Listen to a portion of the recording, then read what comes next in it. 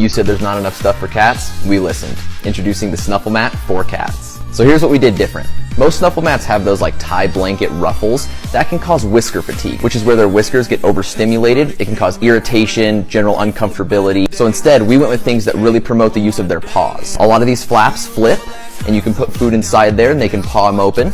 Same with the triangles with the cute little cat picture. And then the little Band-Aid looking pieces, you hide food under there and they kind of have to work their paws in or scratch it out. This is a great way to slow down fast eaters as well as give your cat a ton of health benefits just from mental enrichment. And as always, if you want to learn more, give us a follow.